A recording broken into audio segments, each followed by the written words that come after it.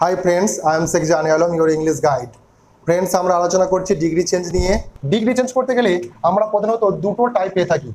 একটা হলো টাইপ 1 আর একটা হলো টাইপ 2। এই টাইপ 2 কে আমরা দুটো ভাগে ভাগ করব, এ আর বি। তাহলে এটা একটা ক্লাস নেব, এটা একটা ক্লাস 2 নম্বর ক্লাস, আর এটা হচ্ছে 3 নম্বর ক্লাস। তাহলে আমাদের ডিগ্রি চেঞ্জ কমপ্লিট হয়ে যাবে। আমি আগের ভিডিওতে বলেছিলাম, অর্থাৎ আজকে আমরা যেটা নিয়ে আলোচনা করব সেটি হলো নো আদার দেন এনি আদার আর দি। অর্থাৎ এরকম ফর্ম থাকবে, পজিটিভের ক্ষেত্রে থাকবে নো আদার, কম্পারেটিভে থাকবে দেন এনি আদার, আর সুপারলেটিভে থাকবে দি। আগে আমরা এদিকে নিয়মগুলো লিখব আর এদিকে আমরা তার এক্সাম্পলগুলো দেখব এবং কি করে পরিবর্তন করছি সেগুলো দেখে নেব। তাহলে আগে রুলসের কথা আসি, আমরা কি রুলস ফলো করব, এই টাইপ বিটাকে আমরা কমপ্লিট করার জন্য কি রুলস ফলো করব সেগুলোকে আগে দেখে নিই। যদি দেখি যে পজিটিভ ডিগ্রিতে আছে তাহলে আমরা শুরু করব নো আদার দিয়ে, তারপর আমরা বসাবো আরপিএস। আরপিএস ব্যাপারটা কি সেটা নিয়ে আমি একটু পরে আলোচনা করছি, একদম অধৈর্য হবেন না। তাই নো আদার প্লাস আরপিএস, তারপর আমরা ভার্ব বসাবো, তারপর অ্যাজ দিয়ে অ্যাডজেক্টিভের পজিটিভ ডিগ্রি দিয়ে, তারপর অ্যাজ শেষে সাবজেক্ট। এরই যদি আমরা কম্পারেটিভ করতে যাই তাহলে কিন্তু সাবজেক্ট দিয়ে শুরু করব, তারপর ভার্ব বসাবো, তারপর অ্যাডজেক্টিভের কম্পারেটিভ ডিগ্রি বসাবো, মানে কম্পারেটিভ ফর্মটা বসিয়ে দেন এনি আদার বসাবো, দেন এনি আদার দিয়ে আরপিএস। আর যদি এর আমরা সুপারলেটিভ ফর্ম করতে চাই, মানে সুপারলেটিভে পরিবর্তন করতে চাই, তাহলে সাবজেক্ট বসাবো, তারপর ভার্ব দিয়ে দি বসাবো, দিয়ে অ্যাডজেক্টিভের সুপারলেটিভ ফর্ম বসাবো, তারপর আরপিএস বসাবো। আরপিএস হচ্ছে রিমেনিং পার্ট অফ সেন্টেন্স বা রেস্ট পার্ট অফ সেন্টেন্স। এই রুলসটা আমরা ফলো করব। আর তারপর আমরা কি করে চেঞ্জ করছি সেটা দেখুন। আচ্ছা, এক্সাম্পল নিয়ে নিচ্ছি, এই রুলস দেখব আর আমরা ফর্মগুলো করব। No other boy in our class is as tall as Rahim. No other দিয়ে শুরু হয়েছে, তার মানে আমাদের দেখে নিতে হবে এটা পজিটিভ ডিগ্রি আছে, অর্থাৎ অ্যাজ করা আছে, এটাও আমরা দেখে বুঝতে পারবো যে এটা পজিটিভ ডিগ্রি। এইটার যখন আমরা কম্পারেটিভ করব তাহলে কি করে করব, প্রথমে সাবজেক্ট বসাবো, অর্থাৎ সাবজেক্ট হচ্ছে রহিম। আমি আগেই বলেছি যে যখনই দেখব পজিটিভ ডিগ্রি সব থেকে শেষে থাকবে সাবজেক্ট, নো আদারের পর আর ভার্বের মাঝখানে যে অংশটা আছে সেটি হলো আরপিএস। আমি বলেছি নো আদার এবং ভার্ব তার মাঝখানে যে অংশ সেটা RPS. Remaining part of sentence হচ্ছে boy in our class, boy in our class. আরপিএসটাকে অবশ্যই আপনাকে আইডেন্টিফাই করে নিতে হবে। তাহলে প্রথমে সাবজেক্ট দিয়ে শুরু করব, রহিম, তারপর ভার্ব ইজ, অ্যাডজেক্টিভের কম্পারেটিভ ফর্ম টলার হবে, টলার, তাহলে রহিম ইজ টলার, তারপর দেন any other,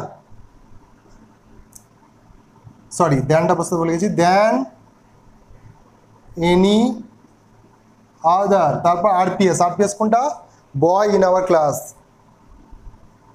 boy in our class. একদম সঠিক উত্তর। শুধু রুলসটাকে ফলো রাখতে হবে, সাবজেক্ট, ভার্ব, অ্যাডজেক্টিভের comparative form, then any other, RPS. যদি পজিটিভে দেওয়া থাকে তাহলে আরপিএস খুঁজে বার করার নিয়ম হলো নো আদার এবং ভার্বের মাঝখানে রিমেনিং পার্ট অফ সেন্টেন্স থাকে। যদি কম্পারেটিভে দেওয়া থাকে তাহলে দেন এনি আদারের পর যতটুকু থাকবে সেটি হলো আরপিএস। আমি বলেছি দেন এনি আদার আরপিএস। আরপিএসটাকে খুঁজে বার করতে হবে, কিন্তু খুবই ইম্পর্টেন্ট একটা ভাইটাল জিনিস। এইটাকে যদি আমরা সুপারলেটিভ ফর্মে পরিবর্তন করি তাহলে কি হবে, সাবজেক্ট দিয়ে শুরু হবে, অর্থাৎ রহিম দিয়ে শুরু করতে হবে, রহিম ইজ, দি হবে, Rahim is the tallest,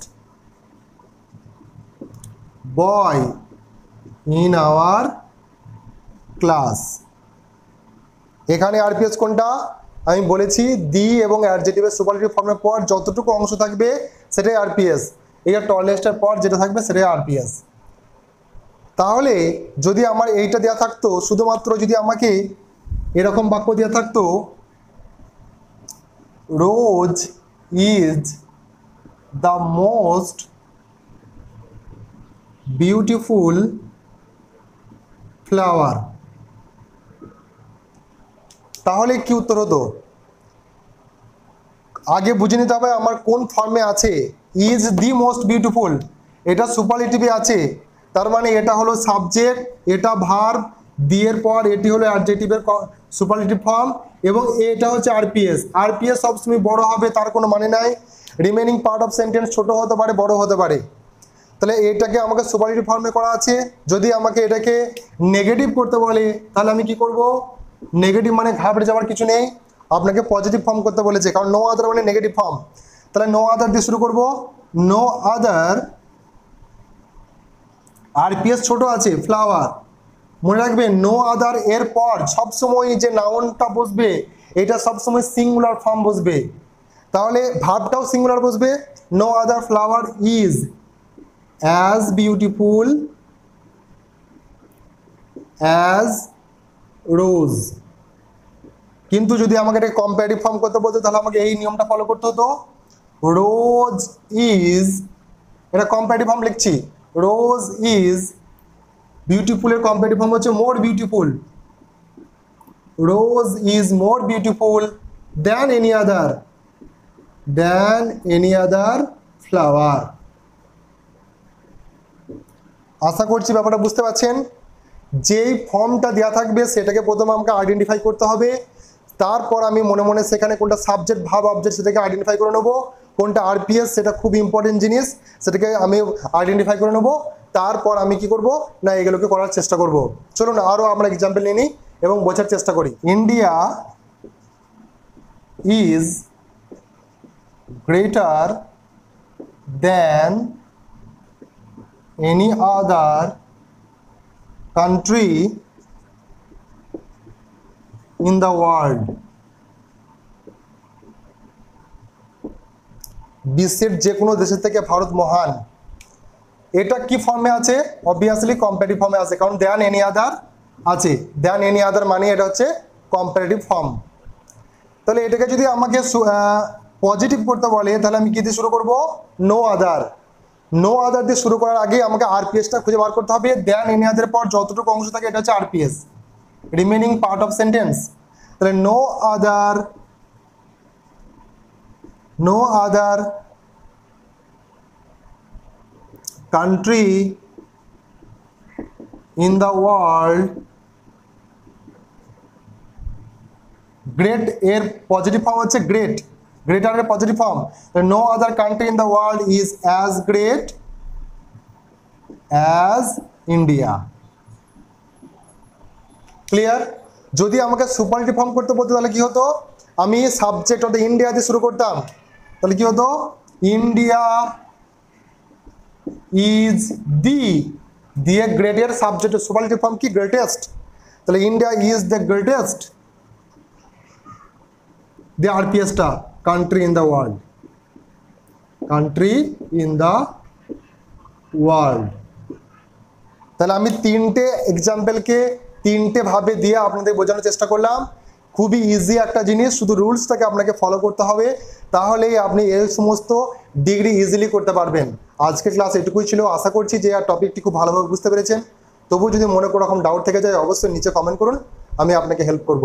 thank you so much for watching.